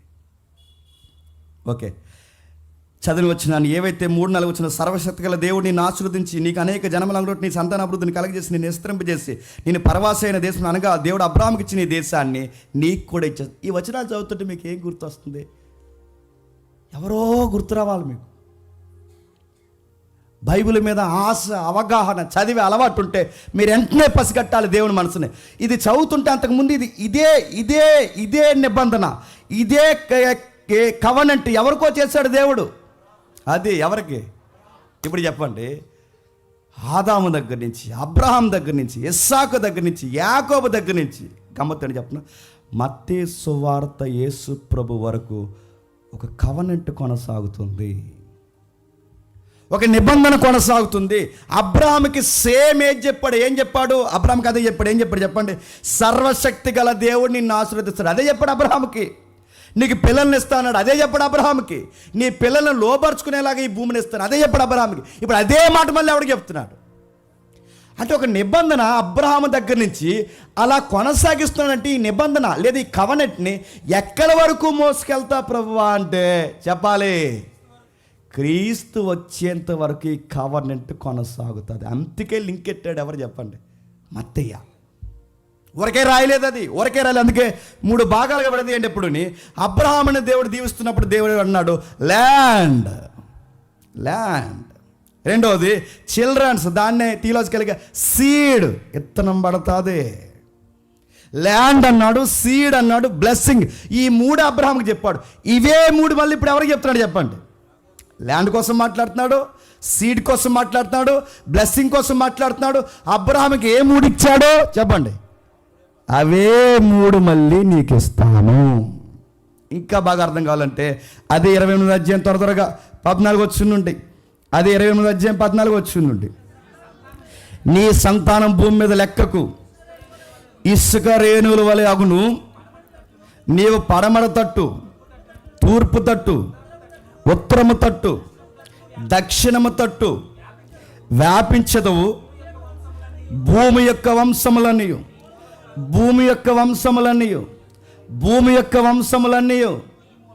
ఎంత ఆశ్చర్యకరంగా అనిపిస్తుందండి. భూమి యొక్క వంశములన్నీ నీ సంతానం ద్వారా లేదా నీ ద్వారా, నీ మూలంగా ఆశీర్వదించబడు. సేమ్ మళ్ళీ ఆయన గుర్తొస్తున్నాడు. ఎవరు చెప్పండి? అబ్రహాం గారు. ఇసుక రేణువులంత సంతానం ఇస్తాను ఎవరు చెప్పాడు దేవుడు స్టార్టింగ్లో? నక్షత్రాలంత సంతానం ఇస్తాను ఎవరు చెప్పారు దేవుడు స్టార్టింగ్లో? నీ సంతానం ద్వారా ప్రపంచాన్ని ఆశ్రయిస్తాను దేవుడు ఎవరికి చెప్పాడు? మళ్ళీ అవే మాటలు, నిబంధనలు ఎవరితో చేస్తున్నాడు? యాకోబుతోనే చేస్తున్నాడు. కిందికి మంచి మాట్లాడు. ఇదిగో నేను నీకు తోడయుండి నీవు వెళ్ళు ప్రతి స్థలమందును నిన్ను కాపాడుతూ. సేమ్ అబ్రహాంతో మాట్లాడుతున్నట్లేదు? సేమ్ అవే మాటలు రిపీట్ అవుతున్నట్లేదు. ఇదిగో నేను నీకు తోడై ఉండి నువ్వు వెళ్ళి ప్రతి స్థలమునందు నిన్ను కాపాడుచు ఈ దేశమందు నిన్ను మరలా రప్పించదును. నేను నీతో చెప్పినది నెరవేరు వరకు నిన్ను విడవను. మరో మాట, ఎడబాయను. ఇప్పుడు చూడండి, దేవుడు ఒక వ్యక్తిని పట్టుకున్నాడు అంటే ఆ మనిషిలో దేవుడు నెరవేర్చుకోవాలనుకున్నది నెరవేరేంత వరకు ఆ మనిషి జీవితంలోకి ఎన్నొచ్చినా విడవడు, ఎడబాయడు. ఈ లోపల నువ్వు కంగారు అయిపోకు. ఎవరుండి ఎవరు వెళ్ళిపోయినా ఏమీ కాదు, నిన్ను పట్టుకున్నవాడు నిన్ను విడవడు, ఎడబాయడు. ఎవరొచ్చి మనతో నడిచినా నడవకపోయినా నిన్ను పిలిచిన వాడు ఎడవడు, ఎడబాయడు. నేను పిలిచాడు, నీకు అర్థం అవ్వాలి దేవుడు నేను పిలిచాడని.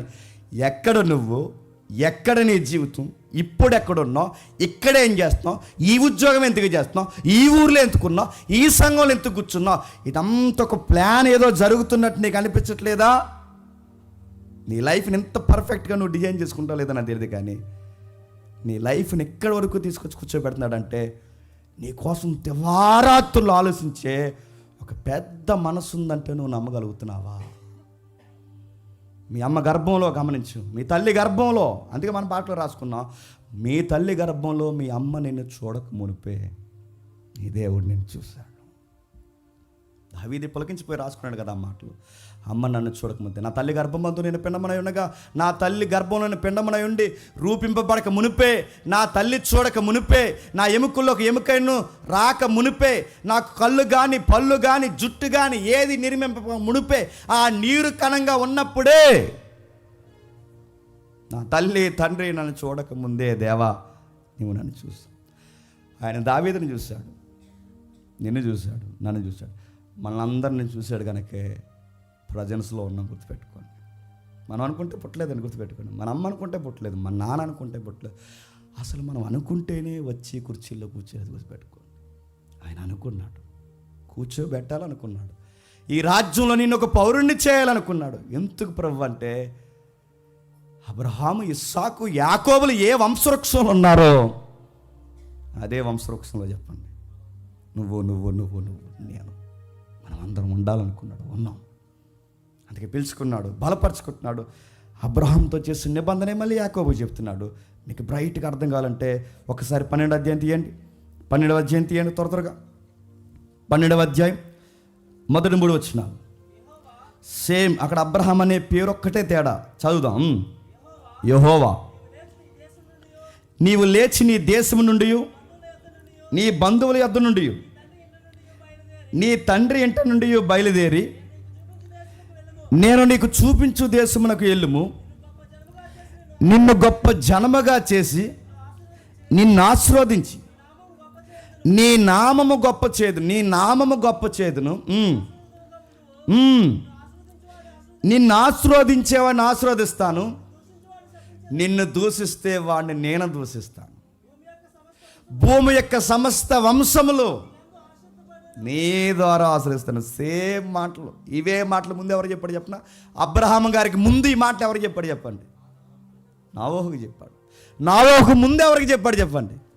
అబ్రహాంకి చెప్పాడు. ఇప్పుడు అబ్రహాం బాగా ఉండండి, ఆదాము తర్వాత నావోహుకి, నావోహు తర్వాత అబ్రహాంకి, అబ్రహాం తర్వాత ఇస్సాకుకి, ఇస్సాకు తర్వాత యాకోబు. ఆ కవనెంట్ అలా ట్రావెల్ అవుతుందని మాత్రం మీరు మర్చిపోకండి. ఊరికే రాయలేదు మత్తయి సువార్త 1వ అధ్యాయంలో. మనకి అధ్యాయం అర్థమవుక లాంగ్ జంప్ చేసాం ఎక్కడికి? 2వ అధ్యాయానికి. 2వ అధ్యాయం కూడా సరిగా అర్థమవుక 5వ అధ్యాయం ఇంకా డైరెక్ట్ బ్లెస్సింగ్స్ అన్నీ అక్కడ ఉంటాయి కదా. ఎక్కడ ధన్యులు చెప్పండి, ధన్యులు దేవుని కుమారులు, డైరెక్ట్ ఇంక కొండమే ప్రసంగం. గాంధీ తాతలకు ఎక్కడ పోయి ఉంటే కొండమే ప్రసంగం పోయాం.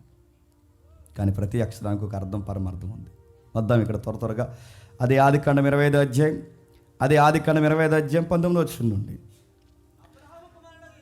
అబ్రహాము కుమారుడు ఇస్సాకు వంశవళి ఇదే. అబ్రహాము ఇస్సాకుని కనెను.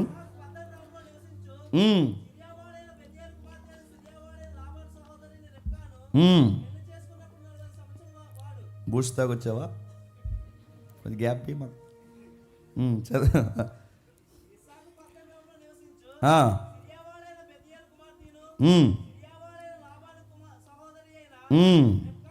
రెబెక్కాను కనెను.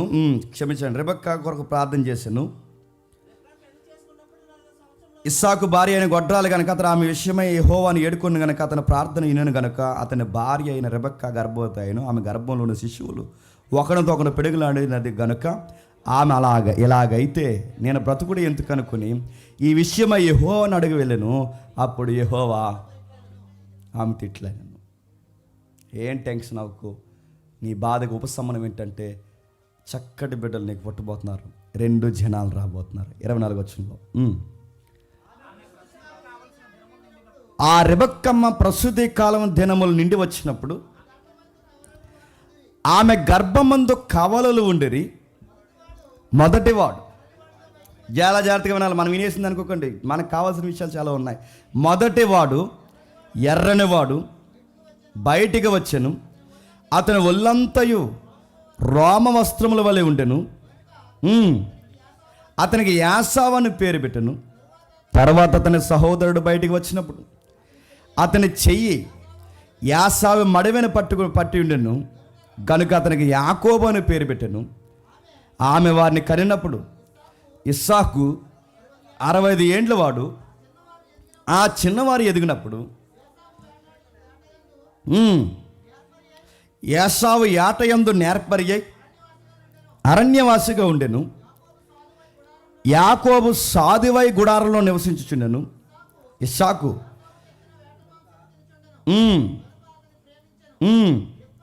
రెబెక్కా యాకోబును ప్రేమించిన. జాగ్రత్తగా వినండి, దేవుడు అన్నాడు అన్నట్టుగానే 2 బిడ్డలు పుట్టారు. 2 బిడ్డలు పుట్టినప్పుడు ఆ 2లో ఒకడు యాసావు మనకు కనబడుతున్నాడు. ఇది ఫ్యామిలీ కనుక, ఫ్యామిలీ నేపథ్యం కనుక, ఇది ఎలక్షన్కి సంబంధించింది కనుక ఆ మొదటి ఎలక్షన్లో పిలువబడినవాడు యాసావు. అబ్రహాం, ఇస్సాకు, యాసావు. కానీ గమ్మత్తని చెప్పిన భవిష్యత్తు ఎరిగిన దేవుడు, ఈ నిలబడ్డని దేవుడికి ముందే తెలుసు కనుకే చిన్నోడే నిలబడతాడు, పెద్దోడు దాసుడు అవుతాడు. దేవుడేం పక్షపాతం చూపించలేదు, యాసావు ఏం పక్షపాతం చూపించలేదు. కానీ ఆ వ్యక్తి నిలబడలేకపోయాడు. ఎందుకు నిలబడలేకపోయాడంటే అక్కడ రాస్తున్న, మీరు చూడండి అక్కడ రాస్తున్న మాట, కిందికి వెళ్దాం ఒకసారి. 29 వచ్చిన, ఒకనాడు యాకోబు కలగూర వంటకం వండుచుండగా యాసావు అలసిన వాడే పొలం నుండి వచ్చి, నేను అలసి ఉన్నాను, ఆ ఎర్రగున్న దానిలో కొంచెము దయచేసి నాకు పెట్టమని అడిగాను. అతని పేరు ఎదేము అనబడెను. అందుకు యాకోబు, నీ జ్యేష్ఠత్వం నేడు నాకు ఇమ్మని అడగగా యాసావు, నేను చావబోచున్నాను గన జ్యేష్ఠత్వం నాకెందుకనెను, నీవు నాతో ప్రమాణం చేయమనెను. అతడు యాకోబుతో ప్రమాణం చేసి అతనికి జ్యేష్ఠత్వం అమ్మివేయగా యాకోబు ఆహారమును యాసావుకిచ్చెను. అతడు తిని త్రాగి లేచిపోయిన. అక్కడ పదం రాస్తున్న చూడండి 30లో, ఎర్రెర్రగా కనిపిస్తుందంట. ఎలాగా? ఎర్రెర్రగా. బాగునండి, మనకు లైఫ్లో కొన్ని ఎర్రెర్రగా ఏటని అడగండి, కనబడేవాళ్ళు కనబడతాయి, అవి ఎర్రగానే కనబడతాయి. పిల్ల, జల్ల, వస్తువా, రంగ, కలర్సా, ఏమంటావు అనుకో, నీకు అన్నీ ఎర్రగానే కనబడతాయి. ఆ ఎర్రగా కనబడే వాడితో ఆ ఎరుపే చెప్తుంది అది డేంజర్ అబ్బాయి అని. కానీ నీకు ఆ ఎరుపే నచ్చుతుంది. ఆ ఎరుపు ఆకర్షిస్తుందంట ఎవరిని? యాసావు. అన్నాడంట మనిషి, నీ జ్యేష్ఠత్వం నాకు కావాలన్నయ్యా, అప్పుడు నీకు ఎర్రగున్న ఈ కర్రీ నీకు ఇచ్చేస్తానంటే, చచ్చిపోయే నాకు జ్యేష్ఠత్వం ఎక్సెట్రా ఎక్సెట్రా, కుటుంబ భారాలు ఇవన్నీ నాకు ఎందుకు రాతమ్మా, కూర ఇచ్చారా అన్నాడంట. అండ్ ఎంత గమ్మత్తో చూడండి, ఒక పూట తినిగిపోతే చచ్చిపోతానంటున్నాడంటే ఈ మనిషికి మైండ్ పనిచేస్తుందా? మీకు ఈ ఆశావని చూడకండి, అక్కడ మన ఫ్రేమ్లో కూడా చూడండి. చిన్న విషయాల కొరకు చచ్చిపోతామనే పూలిసుగా ఆలోచించే పీపుల్ ఉన్నారా లేదో సొసైటీలో చెప్పండి.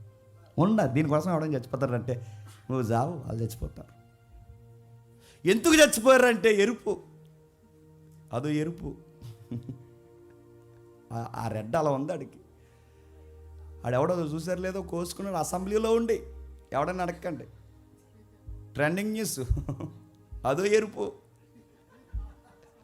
ఏంటని అడగండి, ఏపీ పాలిటిక్స్. ఎమ్మెల్యే గారు కోసేసుకోవడం ఏంటంటే కోసుకుంటారు, ఎమ్మెల్యే గారిని కోసుకుంటారే, అదో ఎరుపు రంగు. చిన్న విషయాలు అడుగుతాను, అరే నీ స్థితి ఏంటి, నీ స్థితిగతులు ఏంటి, దీనికి ఎలా అంటే చిన్న విషయాలు కూడా చచ్చిపో పూట కూడిని అడుగుతున్నాను. ఇప్పుడు ఎర్రెర్రగా ఈ అబ్బాయి అన్నాడు, ఆ అబ్బాయి శరత పెట్టాడు, ఎర్రెర్రగా ఉన్న దాన్ని ఒక గంట కేటాయిస్తే నువ్వు వండుకోలేవా? ఎస్సావు నువ్వు వండుకోలేవా? మీ ఓడండేది సిక్కడికాయలు, నీ దగ్గర ఏట మాంసం ఉంది, అతనికన్నా మజాగా వండుకోవచ్చు. కానీ ఒక 40 minutes వెయిట్ చేయలేకపోతున్నావంటే నేనేమనాలి? అన్ఫిట్ కూడా అనాలి. నేను అడుగుతున్నాను, పూట కూటు కొరకు చిన్న తిండి విషయం కొరకు లైఫ్ని రిస్క్లో పడేశాడంటే ఈయనేమనాలి? యంగేజ్లో ఉన్నప్పుడు ఎలా ఉంటుందంటే, టీనేజ్లో ఉన్నప్పుడు ఎలా ఉంటుందంటే, కొన్ని మన కళ్ళకు అలా నచ్చినప్పుడు వాటిని వెంటనే మనం అనుభవించకపోతే మనకి ఏం పోయినట్టుంటుంది చెప్పండి? ప్రాణం అలా ముక్కులోంచి చెవిలోంచి అలా పోయినట్టుంటుంది. మనకి వెంటనే అనుభవించాలి. వెంటనే సినిమా అంటే సినిమాకి వెళ్ళిపోవాలి, మొబైల్ అంటే మొబైల్ కొనేసుకోవాలి, వెంటనే బైక్ అంటే బయట కొనేసుకోవాలి, అమ్మాయి అంటే అమ్మాయితో మాట్లాడాలి, ఇంకేదో జరిగిపోవాలి. ఏదో జరగకపోతే చెప్పండి, ప్రాణం ఎలా వచ్చి ఎడబంచిపోతుంది, అలా చెవిలోంచి పోతుంది శ్మశానంలోకి. అదో ఫీల్ అది. వెంటనే అయిపోవాలి అన్నీ అంత చూడండి. యంగ్స్టర్స్ వెంటనే రేపు వరకు కుదరదు మమ్మీ డాడీ అన్నీ ఈరోజు అయిపోవాలి. ఆ ఫీలింగ్ అలా ఉంటుంది. ఈ అబ్బాయికి కూడా వెంటనే అయిపోవాలంటే వెంటనే అయిపోవాలంటే వెంటనే చచ్చిపోతావా? దీనికే చచ్చిపోతావా? తినకపోతే చచ్చిపోతావా? నడుతాను. కొంతమంది మాట్లాడుతున్నప్పుడు ఆ ఊరు వెళ్ళినప్పుడు ఇందాక అన్నట్టున్నాడు, ఇందాక కాకినాడ వెళ్ళారంటే, ఇందాక బస్సులో మాట్లాడినప్పుడు చెప్తున్నాడు, కాకినాడ వెళ్తున్నప్పుడు కాకినాడ వెళ్ళారా, సొబ్బి హోటల్కి వెళ్ళారంటే, వెళ్ళకపోతే ఇంక మనకు బతుకులేదు, ఇంక సొబ్బి హోటల్కి కాకినాడ వెళ్ళి సొబ్బి హోటల్ తినవండి, మానేసాం తినడం, వేస్ట్ అండి మీరు అంటే. ఏంటి, మీరు సొబ్బి హోటల్కి వెళ్ళకపోతే మా లైఫే వేస్ట్. హైదరాబాద్ వెళ్ళి ప్యారడైజ్కి వెళ్ళకపోతే మన బతికేస్ట్, కాకినాడ వెళ్ళి సొబ్బి హోటల్కి వెళ్ళకపోతే మన బతికేస్ట్. రాజమండ్రిలో ఏమని చెప్పండి, నాకు గుర్తు రావట్లేదు. రోజ్ మిల్క్ తాగకపోతే మన బతికేస్ట్. ఊరే ఒక బిర్యానీ తినకపోతే నా లైఫ్ వేస్ట్ అట్టినవంటే అసలు నీకు పుట్టుకలు అర్థమైందా? రోజ్ మిల్క్ తాగకపోతే నీ లైఫ్ వేస్ట్ అట్టినవంటే నీకు ఎరుపు పాగెక్కువైపోయింది ఈ మధ్య. నిన్నేమనాలి? అందుకే చూడండి, చిన్న విషయాల కొరకు తాకాడు పెట్టండి. ఫుడ్కు తాకాడు పెట్టిన వాడిని న్యూ టెస్ట్మెంట్లో ఏమని తిట్టారో మీకు తెలిసిన వచ్చినవే. కొంచెం ఎక్స్ప్లెనేషన్ మనం మార్చుకుందాం. 11వ అధ్యాయం ఎబ్రీ పత్రిక 11వ అధ్యాయం ఎబ్రీ పత్రిక 11వ అధ్యాయం ఎబ్రీ పత్రిక 13వ వచనం. 11వ అధ్యాయం ఎబ్రీ పత్రిక 11వ అధ్యాయం ఎబ్రీ పత్రిక 13వ వచనం. నేను రెఫరెన్స్ తప్పు తీసాను అనుకుంటా, ఒకసారి చూడండి. యాసావం తిడతారుగా మొదటి వచనాల్లోన 12వ అధ్యాయం 13వ వచనం అనుకుంటా.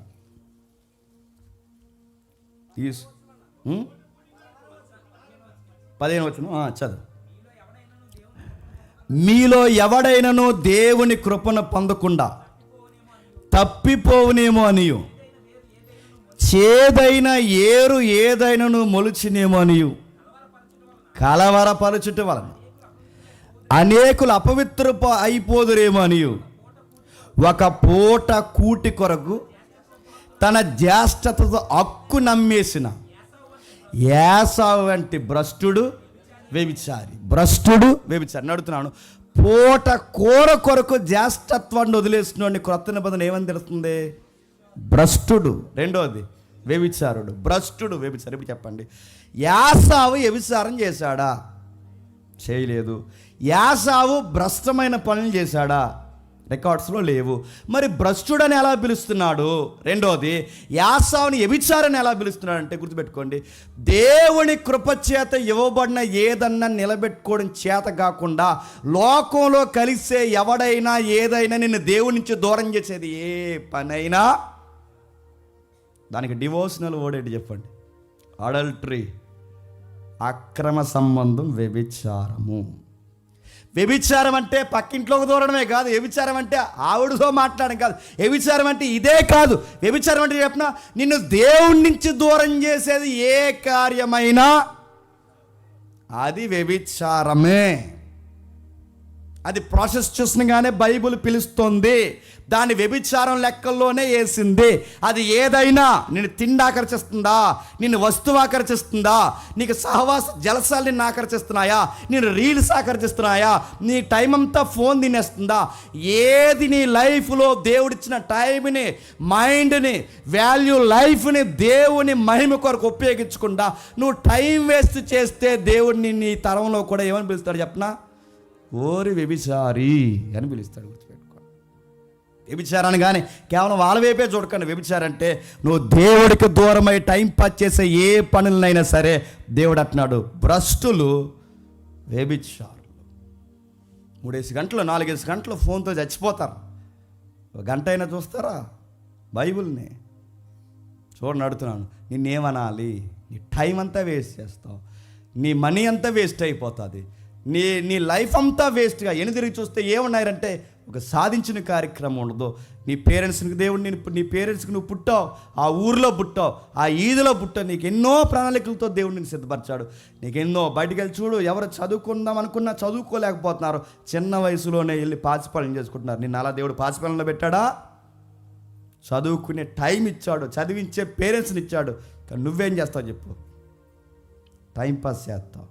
నిన్నేం చేయాలి? భ్రష్టుడివి, భ్రష్టురాలు. గుర్తుపెట్టుకో. బయటికి పోయి చూడు, చాలామందికి ఉద్యోగాలు లేక ఏడుస్తున్నాను. నీకు దేవుడు ఉద్యోగం ఇచ్చాడు, నీకు ఆ ఉద్యోగం అంటే ఎంత లోకువో నీకు. బయటికి పోయి చూడు, ఓపిక లేక ఓపుకుంటే కూలి పనో ఏదో ఒక పని చేసుకుని ఇప్పుడు మెతుకులు సాయంత్రం ఒక 500 తెచ్చుకుందాం అనుకునే వాళ్ళు ఉన్నారు. నువ్వు ఎంత ట్యాంక్ పెంచావు, అటు ఇటు దొల్లుతావు ఆ మంచం మీద. ఆ దొల్లడమే సరిపోయి పెరిగిపోయింది అదంతా. ఓపుకుంటే బయటికి పోయి పని చేద్దాం అనుకుంటున్నారు. నీకు ఓపుకున్నా పని చేయవు, ఆ ట్యాంక్ పెంచడమే సరిపోయింది నీకు. నిన్నేమనాలి? టైం వేస్ట్ చేస్తావు, ఎనర్జీ వేస్ట్ చేస్తావు, థాట్స్ వేస్ట్ చేస్తావు. ఏం చేస్తున్నావు అడుగుతున్నాను చెప్పండి. దేవుని రాజ్యంలో నీ పని ఏంటి? మాటలు మీకు అర్థమవుతున్నాయా? దేవుడు మాట్లాడుతున్నాడు యాకోబుతో, అంతకుముందు యాసావుతో మాట్లాడుతున్నాడు. యాసావుని దేవుడు అన్నాడు భ్రష్టుడు, భ్రష్టుడు. అయిపోయిన తర్వాత ఫీల్ అవుతున్నాడట. ముగిద్దాం యాసావు చరిత్రను ఒకసారి. అదే ఆదికాండం 27వ అధ్యాయం 30 వచనం నుంచి చూడండి త్వరగా. ఇస్సాకు యాకోబును దీవించుటైన తర్వాత యాకోబు తన తండ్రి అయిన ఇస్సాకు ఎదుటి నుండి బయలుదేరి వెళ్ళిన తక్షణమే అతని సహోదరుని యాసావు ఏట ఆడి వచ్చెను. అతడు రుచిగల భోజనమును సిద్ధపరిచి తన తండ్రి వద్దకు తెచ్చి, తండ్రి నన్ను దీవించినట్లు లేచి నీ కుమారుడు ఏటాడు తెచ్చిన దాన్ని తినమని తన తండ్రితో అనెను. అతని తండ్రి అయిన ఇస్సాకు నీవు ఎవరవని అతను అడిగినప్పుడు అతడు, నేను నీ కుమారుడగు యాసావును, నీ జ్యేష్ఠ కుమారుని అనగా ఇస్సాకు మిక్కుటముగా గడగడ వణుకుచు, అట్లయితే ఏటాన్నమ్మ భోజనము నా యొద్దకు తెచ్చినది ఎవరు? నీవు రాకమునువు నేను వాటన్నిటిలోనూ తిని అతను నిజముగా దీవించుతుని అతడు దీవింపబడినవాడై అనెను. యాసావు తన తండ్రి మాటలు వినినప్పుడు దుఃఖక్రాంతులై పెద్ద కేక వేసి, ఓ నా తండ్రి, నన్ను నువ్వు దీవించమని తన తండ్రితో చెప్పాను. అతడు నీ సహోదరుడు కపటోపాయంతో వచ్చి నీకు రావాల్సిన దీవెన తీసుకుని పోయాను. యాసావు జాతి వినండి. యాసావు యాకోబు అను పేరు అతనికి సరిగా తగినదని చెల్లినది. అతడు నన్ను ఈ 2 మారులు మోసగించెను. లాజిక్ మాట్లాడండి. యాకోబు 2 సార్లు మోసం చేశాడా? నా మాట్లాడతా. మొట్టమొదటిసారిగా ఇల్ఫుల్గా ఆ జ్యేష్ఠత్వాన్ని వదిలేసుకున్నది ఎవడు చెప్పండి? నువ్వు. జారిపోయిన తర్వాత ఇప్పుడు తల బాదుకునేవట్నాడు. నన్ను 2 సార్లు మోసం. ఎక్కడ మోసం చేశాడంటే అనుకోవచ్చు, మొదటిసారి వదిలేసుకున్నది ఎవరు? నువ్వు. 2 సార్లు మోసం చేసిన ఎలా కట్టినావు? ఇప్పుడు గుర్తుపెట్టుకోండి. మనం కావాలని మన పొగరుతో, మన నిర్లక్ష్యంతో కొన్ని పోగొట్టుకుంటాం. అది పర్లేదులే అని చిన్నగా మనం చూస్తాం. ఆ చిన్న మిస్టేక్ ఎప్పటివరకు ఎంటాడుతుందో తెలుసా? చెప్పాలి. చచ్చిపోయే వరకు కూడా ఆ మిస్టేక్ మన జీవితంలో ఎంటాడుతూనే ఉంటుంది. అందుకే దయచేసి మళ్ళీ మళ్ళీ మీకు చెప్తున్నాను, దేవుడిచ్చిన అందాన్ని, దేవుడిచ్చిన ఆరోగ్యాన్ని, దేవుడిచ్చిన బాధ్యతని, దేవుడిచ్చిన ఉద్యోగాల్ని, దేవుడిచ్చిన సంసారాన్ని, దేవుడిచ్చిన కార్యాల్ని, దేవుడు సంఘంలోనికి ఇచ్చిన పాత్రని, అది గొంత బోధ ఏదైనా సహవాసమా, నువ్వు ఎక్కడెక్కడ దేవుడు నీకు ఏ కృపనిచ్చినా తెలియదు, కానీ ఇచ్చిన దాన్ని నిర్లక్ష్యం చేసి పోగొట్టుకున్నావో, అది వ్యక్తులైన వస్తువులైనా ఏదన్నా నిర్లక్ష్యం చేత పోగొట్టుకున్నావో, పర్లేదులే అనుకున్నావో, మళ్ళీ దాన్ని రికవరీ చేసి దాన్ని భర్తీ చేసుకుందాం అనుకున్నా ఇక జరగదు. లైఫ్ లాంగ్ దాని కొరకు నువ్వు రిగ్రెట్ అవుతూ ఫీల్ అవుతూనే చచ్చిపోవాలి తప్ప పోయింది మళ్ళీ రాదు. ఇది యాసావు నీకు నాకు చూపిస్తున్న ఒక హెచ్చరిక. యాసావు చేసిన ఒక్క మిస్టేక్ సింపుల్గా తీసుకున్నాడు. పూట భోజనం దగ్గర సింపుల్గా తీసుకున్నాడు. అది సింపుల్గా తీసుకున్న విషయం, అది లైఫ్ మీద పడింది, తన నెక్స్ట్ జనరేషన్ మీద పడింది, నెక్స్ట్ జనరేషన్ మీద పడింది. చచ్చిపోయాడు తప్ప బాగుపడ్డా? వాడి కొడుకులు బాగుపడ్డా? వాడి దేశం బాగుపడిందా? ఆ తర్వాత మలాకి గ్రంథం మీరు ఇంటికి వెళ్ళి చదవండి.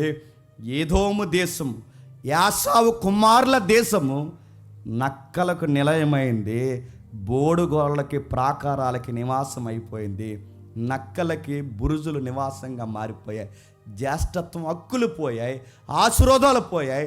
ఆ గోత్రం నుంచి ఒక్క రాజు ఉండడు, ఒక్క న్యాయాధిపతుడు ఉండడు, ఒక్క నీతిమంతుడు కనబడ్డు. కానీ గమ్మత్తుని చెప్పిన తరాల వాళ్ళ తండ్రి తీసుకున్న ఒక్క నిర్ణయం పిల్లల వరకు అంటాడు.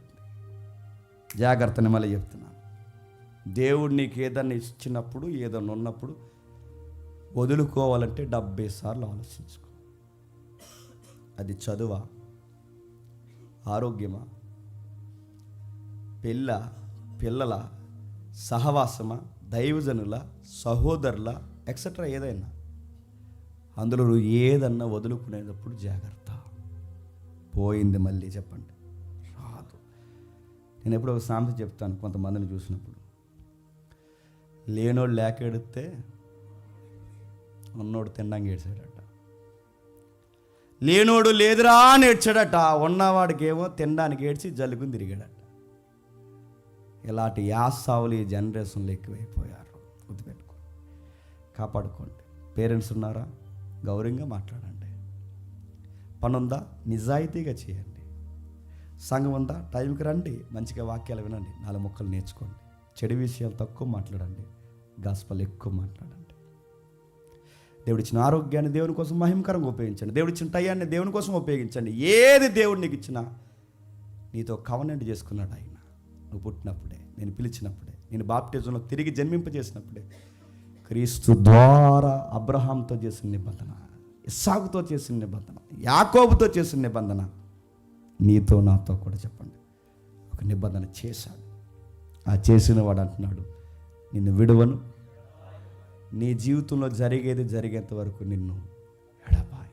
నేను పిలిచిన వాడు నమ్మదగినవాడు. ఈ నిలబడలేకపోయాడు, ఈ చిన్నోడు నిలబడ్డాడు. చిన్నోడిని తెర మీద తీసుకొచ్చాడు.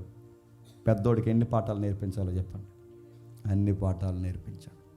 అయితే నెక్స్ట్ మనం చూడాల్సింది, ఆ చిన్నోళ్ళలో కూడా నిర్లక్ష్యం ఉంది. ప్రవక్తల్లో కానీ, నీతిమంతుల్లో కానీ, న్యాయాధిపతుల్లో కానీ ఎవరిని క్రీస్తుని గుర్చిన దర్శనం ఆ అబ్బాయికి ఇస్తే ఒక రాయెట్టి ప్రేయర్ చేసి దానికి పేరెట్టి తర్వాత మర్చిపోయాడంట. ఎంత నిర్లక్ష్యమా! ఇక్కడ నీకు దేవాలయం కడతానన్నాడు, ఇక్కడే జ్ఞాపకార్థపు రాయి అన్నాడు, ఇది పరలోకపు గవిని అన్నాడు, చూసి మర్చిపోయాడు. మర్చిపోయి వెళ్ళి ఆ అమ్మాయిని లవ్ చేశాడు. ఏ అమ్మాయిని వదిలేశాడు విజన్ అంతా. మళ్ళీ 25 years 30 years తర్వాత తిరిగి వచ్చే సమయానికి మళ్ళీ మ్యాజిక్లు, లాజిక్లు, అకౌంట్స్ చూశాడు. అప్పుడు దేవుడు నిలబెట్టి తుంటెమికి ఎరగొట్టి లైఫ్ అంటే ఎదురా అబ్బాయి అని చెప్పేంత వరకు, చనిపోయే అధ్యాయం 49వ అధ్యాయం వచ్చేంత వరకు, లాస్ట్ డేస్ వరకు యాకోబులో ఒక రివైవల్ స్టార్ట్ అవ్వలేదంటే మీరు నమ్మగలరా? యాకోబు స్టోరీ చదువుతుంటే మీరు గుర్తుపెట్టుకోండి, మనందరి ఆధ్యాత్మిక జీవితాల్లో మన నిర్లక్ష్యం యాకోబు లైఫ్లో కనబడుతుంది. ఎప్పుడు గుర్తుపెట్టుకోండి, ఇలాంటి వారిని దేవుడు పిలిచాడు. ఎక్కడి నుండి ఎక్కడి వరకు పిలిచాడంటే క్రీస్తు ఈ రోజు వేసిన పునాదులు కాదు, అక్కడి నుండి మీరు ఏ స్టోరీ చదివినా, పాత నిబంధనలో గుడారం చూసినా క్రీస్తు కనబడాలి, పాత నిబంధనలో మందసం చూసినా క్రీస్తు కనబడాలి, పాత నిబంధనలో ఐజక్ని చూసినా క్రీస్తు కనబడాలి, పాత నిబంధనలో యాకోబుని చూసినా. అంటే మనం పాత నిబంధనలో ఎవరిని కదిపినా మనకు కంటిన్యూగా ఒక పొరలాగా వెనకాల వస్తుంది తెలుసా? నిబంధన నిబంధన నిబంధన నిబంధన. ఈ నిబంధన ఎవరి దగ్గర తీసుకెళ్తాను చెప్పండి? క్రీస్తు కనబడిన వర్తమానం కాదు, క్రీస్తుని ఎక్స్పోజ్ చేయని ప్రసంగం కాదు. మనం ఏ రిఫరెన్స్ మాట్లాడుకున్నది పాత నిబంధన కొత్త నిబంధన ఏదైనా మనకి సెంట్రల్గా ఉండాల్సింది ఎవరు చెప్పండి? Christ Christ Christ Christ. యూదులు కూడా సేమ్ యాకోబు స్టోరీ చెప్పుకుంటారు, కానీ గమ్మత్తని చెప్పిన ఆ యాకోబులో క్రైస్ట్ని పక్కన పెడతారు. యూదుల వర్తమానానికి క్రిస్టియన్ మెసేజ్కి తేడా చెప్పిన వాళ్ళు యాకోబు స్టోరీ కానీ సునగోగుల్లో ఈ రోజుకి సన్హెడ్రిన్ సభల్లో మాట్లాడుకుంటారు, కానీ వాళ్ళకి తేడా ఏంటంటే ఆ యాకోబును పిలిచినది క్రైస్ట్, ఆయన పేరు నజరైడైన యేసుడు. ఆయన లేకపోతే మళ్ళీ చెప్తాను, ఆయన లేకపోతే యాకోబు జీవితానికి అర్థం లేదు, ఇస్సాకు జీవితానికి అర్థం. అందుకే ఏ వర్తమానం విన్నా ల్యాండింగ్ అలాగొచ్చి ఎక్కడ ఆగాలి తెలుసా? క్రీస్తు దగ్గర ఆగాలి. అందుకే మందసం చూసినా క్రీస్తే, గుడారం చూసినా క్రీస్తే, పాత నిబంధన భక్తులను కదిపినా క్రీస్తే, ఎవరిని కదిపినా క్రీస్తే. అందుకే మత్తయిలందరిని లింక్ పెట్టి ఎక్కడ కూర్చోబెట్టాడు చెప్పండి? క్రీస్తు వంశావల్లో కూర్చోబెట్టాడు. ఇది యాకోబు యొక్క లైఫ్ స్టోరీలో పార్ట్ 1.